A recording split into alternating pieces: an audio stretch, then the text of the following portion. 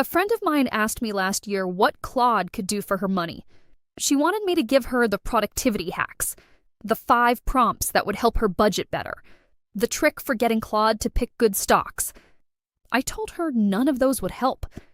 What I actually told her was the thing this episode is about. There is a difference between fast money decisions and slow money decisions. Claude is dangerous for the fast ones. Claude is exceptional for the slow ones. Almost nobody is teaching this distinction, and it's the single most important thing to understand about using Claude with your money. This is the long version. 30 minutes of the operator-grade frame on how Claude actually fits into a serious financial life. Some compliance up front, then we get into it. The compliance line, drawn clearly so we can move past it. I am a commercial solicitor. I've spent 20 years in practice, including a decade in banking. I am not a financial advisor, and this episode is not financial advice. Nothing in the next 30 minutes constitutes advice on what you should do with your money. What this episode is, a methodology, a working frame for how I personally use Claude as a thinking partner around financial decisions. The specifics of your situation are yours to work out with the professionals who hold the licenses to advise you. The thinking discipline is what travels. If you're looking for someone to tell you what to buy, this is the wrong episode. If you're looking for a frame that makes you a better thinker about your own money, regardless of what you end up choosing, this is the right one. The slow money decisions Claude actually helps with, and the fast ones it doesn't. A standalone episode of Claude Unlocked. The frame here applies to anyone with money decisions that matter, regardless of how much money is involved. The same discipline that helps you make a $500 decision well will help you make a $500,000 decision well. The leverage is in the thinking, not the dollar figure. The whole episode rests on one distinction, worth installing carefully. A fast money decision is one where the cost of waiting is higher than the cost of being wrong. The market is moving, an opportunity is closing. Someone needs an answer in the next hour. The decision must be made under time pressure with incomplete information. Quick judgment beats slow analysis. A slow money decision is one where the cost of being wrong is higher than the cost of waiting. The decision compounds across years. Reversing it is expensive or impossible. There's no external clock forcing the timing.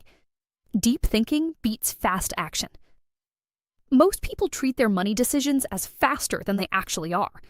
The amount of urgency you feel about a financial decision is usually not the amount of urgency the decision actually contains. Real fast money decisions are rare. Most of what feels urgent is actually slow. Claude is dangerous for the few genuinely fast decisions because the model speaks with confidence about things it cannot predict. Claude is exceptional for the many actually slow decisions because the work is structured, the variables are stable enough to hold across reasoning chains, and the operator has time to read the output carefully. The skill is recognizing which kind of decision you're making before you open Claude. 5 places where Claude is actively dangerous. Important to name these clearly so the rest of the episode lands. Stock picking, fund picking, specific trade recommendations. The model has no edge here, and the confidence with which it answers makes the danger worse than just not knowing. Claude will give you a thoughtful-sounding response to "should I buy this stock today?" and the response will be no more reliable than flipping a coin.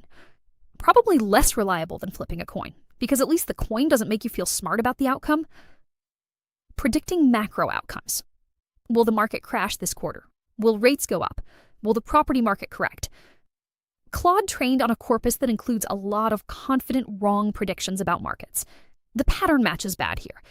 The model will produce a plausible answer that has no predictive value. Anything truly urgent. The reflective work is where Claude helps. The reactive work is where humans need to make decisions on incomplete information in compressed time. Claude's careful reasoning register actively hurts when you need to act now. Don't use Claude during a margin call. Tax advice specific to your jurisdiction. Claude will produce confident-sounding responses to specific Australian tax questions, and those responses will sometimes be wrong, sometimes be outdated, and sometimes confuse Australian rules with American or British ones. Use Claude to map the questions worth asking your accountant. Don't use Claude to answer them. validation of decisions you've already made. The most dangerous use of Claude with money is asking it to justify something you've already decided to do. The model is a yes machine when prompted carelessly. If you've already decided to buy something, asking Claude, "Is this a good idea?" will return reassurance, not analysis. The episode comes back to this one because it's the most common failure mode. Claude is a thinking partner for the slow decisions. The fast decisions are yours to make. The skill is knowing which kind of decision you're actually making before you open the chat. The first category where Claude is exceptional: reading dense financial documents. Annual reports, fund prospectuses, ETF documents, product disclosure statements, key investor information documents, holding statements, performance reports. The financial industry produces an enormous volume of documents that are technically public, technically full of information, and practically unreadable. What Claude does well: extract what matters, flag what's hidden in the fine print, compare what the document promises against the fee structure underneath, identify the assumptions the document is making about the reader, and surface the implications. A specific use case: you're considering a managed fund. You pull the product disclosure statement. It's 80 pages. Most retail investors skim the first 3 pages, look at the historical returns chart, and miss the parts that determine whether the fund will work for them. Claude can read the 80 pages with you, surface the parts that matter for your situation, identify the parts where the wording is doing work, and help you ask the right questions before you commit. This isn't financial advice. The document is public. Your situation is yours. Claude is just helping you read the document more carefully than you would alone. Hours of slow reading become minutes of focused review. This is the single highest leverage Claude use case in personal financial work, and almost no retail investor knows about it. The second category: stress testing your own thinking. Before making a position change of meaningful size, articulate the thesis to Claude: why you believe this, what you expect to happen, what would have to be true for you to be wrong. Then ask Claude to argue the opposite, to play the role of a thoughtful adversary who disagrees with you for substantive reasons. The technique surfaces blind spots that your own internal devil's advocate misses because of motivated reasoning. When you argue against yourself, you do it gently. You're still the one holding the position. When Claude argues against the position, it doesn't have the same emotional protection. The objections land harder. Specific example: you've been thinking about increasing your allocation to a particular asset class, bonds, gold, a specific sector, whatever. The thesis feels strong. Before acting, write the thesis as a paragraph and give it to Claude. Ask Claude to be a careful skeptic. What are the strongest objections to this thesis? What evidence would falsify it? What assumptions are you making that you haven't examined? Half the time, your thesis survives the attack. You proceed with more confidence and a clearer understanding of where the risks actually are. The other half of the time, the attack surfaces something you'd missed. You either modify the thesis or walk away from the position. Either outcome saves money you would have lost. The skill develops with practice. The first few times, you'll find that your own thinking has been doing less work than you thought. That's the value of the exercise. The third category: understanding what you don't understand. You read commentary, analyst reports, finance Twitter, podcasts, books. Most of what you read uses terminology and concepts you've nodded through without actually following. Some of those concepts are load-bearing for the argument the author is making, and your not quite following means you're not actually evaluating the argument. You're just agreeing or disagreeing with the vibe. Claude is exceptional at helping you identify the parts you've nodded through. Drop a paragraph in. Ask Claude to walk through every term and concept the paragraph is using, and check whether you can articulate what each one means in your own words. The honest answer is usually more than you thought. The pattern repeats across many fields, but it's particularly costly in finance because the cost of not understanding can be measured in real money lost. People who buy products they don't understand because the salesman said the right words at the right time are the foundation of the financial services industry's profit margins. A specific use: you're reading a piece about volatility-targeted investment strategies. The phrase keeps appearing. You sort of know what volatility targeting means, but you couldn't actually explain how the strategy works mechanically. Stop reading, open Claude, walk through it. Ask follow-up questions until you can articulate the mechanism in your own words. Then go back to the article and read it again. The second reading is fundamentally different. This is slow work. It's also the work that compounds over years into actually understanding what you own. The fourth category, mapping the questions worth asking your professionals. Most people show up to their accountant, lawyer, or financial advisor unprepared. They have a vague problem and hope the professional will figure out what to ask. The professional often does figure it out, but it takes more time, costs more in fees, and produces a less specific outcome than if the client had arrived prepared. Claude is excellent at helping you arrive prepared.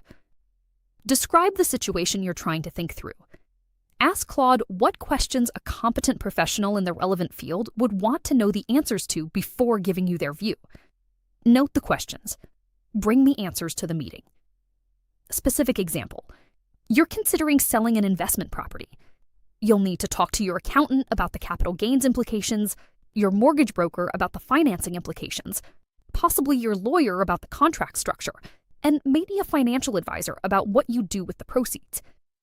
Each of those conversations will be more productive if you arrive with the relevant numbers, the relevant context, and the questions already articulated. This is one of the most quietly valuable uses of Claude in serious financial work. You're not getting advice from Claude. You're using Claude to make the advice you do get more useful. The fifth category, long-term planning where many variables interact. Retirement modeling, business sale planning, intergenerational wealth questions, insurance structure decisions, estate planning. Anything where you need to hold 10 or 20 variables stable across a long reasoning chain that spans years or decades. Claude is exceptional at this kind of work because the model can hold the variables in working memory across an extended conversation without losing them. You can describe your situation in full detail at the start of a session, and 45 minutes later, the model is still reasoning consistently against every constraint you specified. Your accountant cannot do this in a single meeting. You cannot do this in your own head. The use case is not, Claude tells me my retirement number.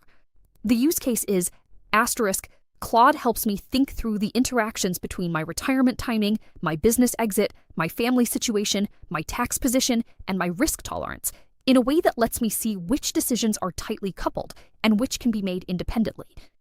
You walk away from that conversation with a clearer map. The map is yours. The decisions remain yours.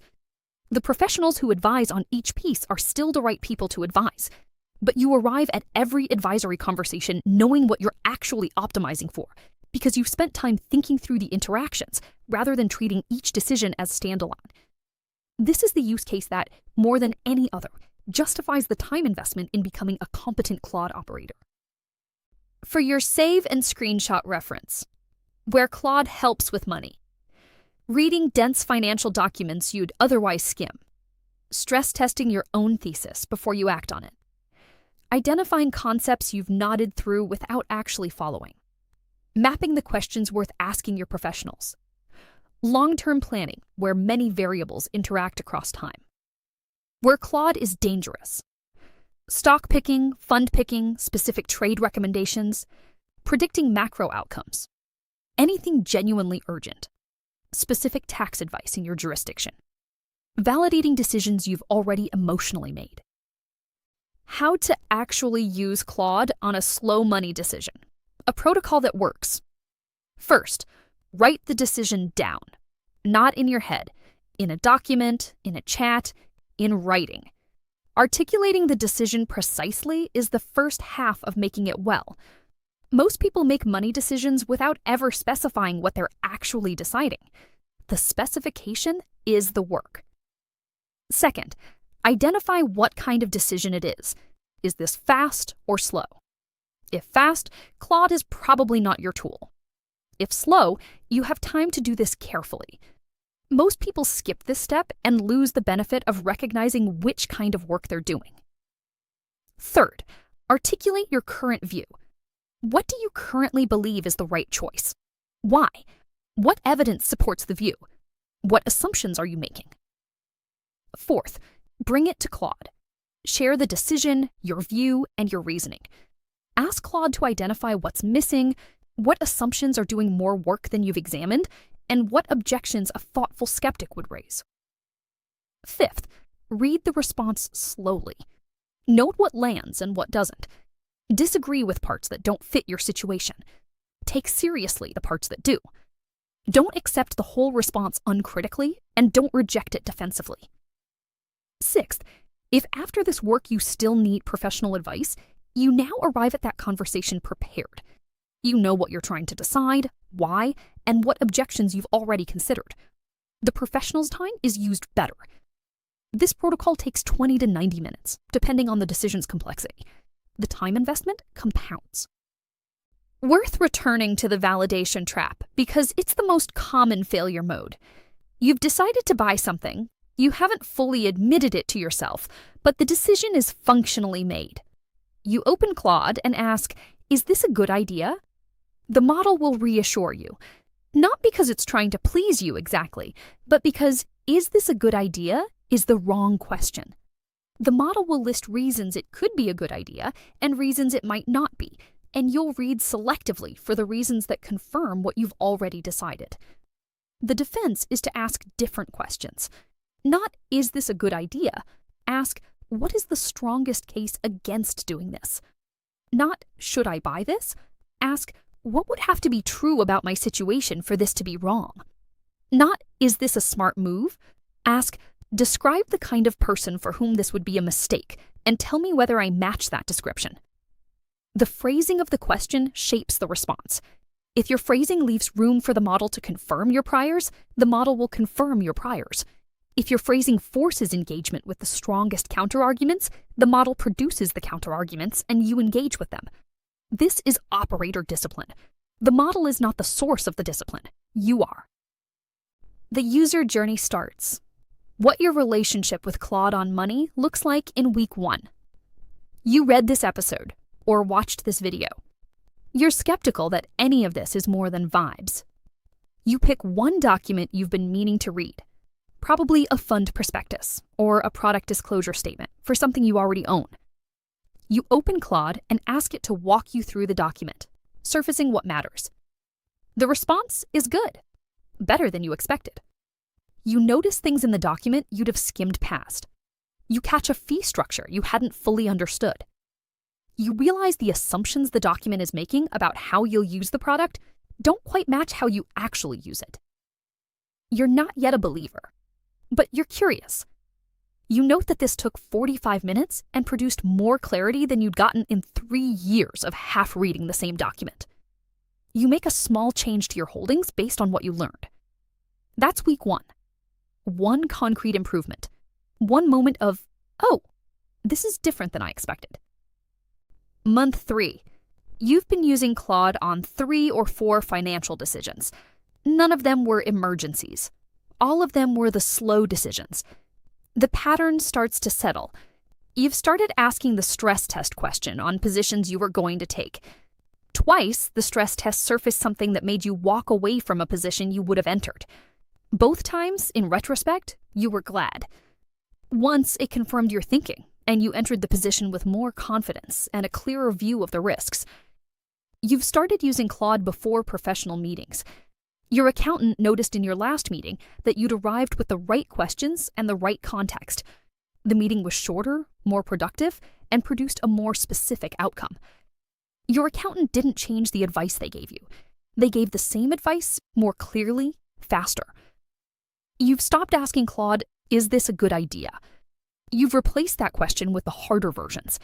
You're catching your own motivated reasoning in real time. This is the month where you stop thinking of this as a trick and start thinking of it as a practice. Year 1. The compounding starts to be visible. You've made 20 to 30 meaningful financial decisions over the year. About half of them ran through the operator protocol from earlier in this episode. Of those, maybe 3 changed materially based on the Claude conversation. 1 position you didn't take, 1 product you didn't buy, One structural change you made to your portfolio that you wouldn't have spotted alone. You can't put a dollar figure on what those 3 decisions saved or earned you. Probably more than the cost of the entire annual Claude subscription. Possibly orders of magnitude more. You've also developed a faster version of the protocol. Some decisions you can run through in 15 minutes now because you've internalized the questions. You're catching your own blind spots before you'd have caught them a year ago. Your relationship with the professionals you work with has changed slightly. You arrive at meetings more prepared. Your accountant treats you as a more sophisticated client. Your advisor, if you have one, treats you as someone who's done the work before showing up.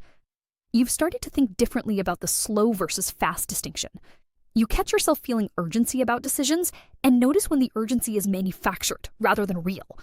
That recognition alone saves money and stress. This is the year where the discipline starts paying compound interest. Year 5. The discipline is fully internalized. The protocol is now reflexive. You can articulate your own thinking precisely. You catch motivated reasoning quickly. You read dense documents with Claude in 15 minutes that you'd previously have skimmed in 30 seconds. Your professional relationships have deepened because you've consistently shown up prepared. The dollar impact is now measurable. Conservatively, you've avoided 5 or 6 material mistakes over 5 years that you'd have made operating in your previous mode. Each of those mistakes would have cost between hundreds and tens of thousands of dollars, depending on the decision.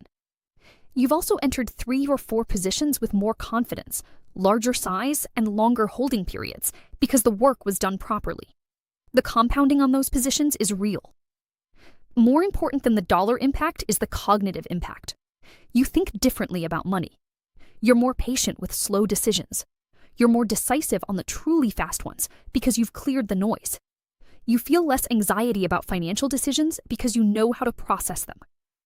This is the version of yourself that the discipline produces. Not a different person. The same person, thinking more clearly about the most consequential decisions you make. The 5-year version of this practice is the destination. The week 1 version is the start. Most people never start because they can't see the destination from where they're standing. This episode is the bridge. The value proposition, compressed. Week 1, 1 clearer document. 1 small adjustment. Month 3, the stress test habit. Better professional meetings. Year 1, 3 meaningful course corrections. The protocol internalized. Year 5, patient, decisive, well-informed about your own situation. The cost, $20 a month for the Claude Pro subscription, plus the time you'd otherwise spend half-reading documents you didn't fully understand. The return, genuinely uncountable. Probably the most leveraged single investment available to most people in their financial lives. Worth returning to where we started before we close. This episode is not financial advice. The protocol is methodology. Your decisions remain yours. The professionals who advise on the specifics of your situation remain the right people to consult. This episode is also not an argument that Claude makes you a financial genius. You won't pick winning stocks. You won't time markets. You won't replace your accountant. The discipline produces better thinking. It does not produce supernatural insight. What the discipline does produce, better reading of documents you'd otherwise skim, better stress testing of your own thinking, better preparation for professional conversations, better long-term planning across many variables, better identification of the moments where you're rationalizing rather than analyzing. That is enough. That is the operator's edge. The financial services industry is largely built on selling products to people who don't understand the products to a precision that would let them evaluate them. The discipline this episode teaches makes you harder to sell to. That alone, over a lifetime, is worth orders of magnitude more than the time investment. The concrete moves to make this week. First, pick 1 financial document you've been meaning to read.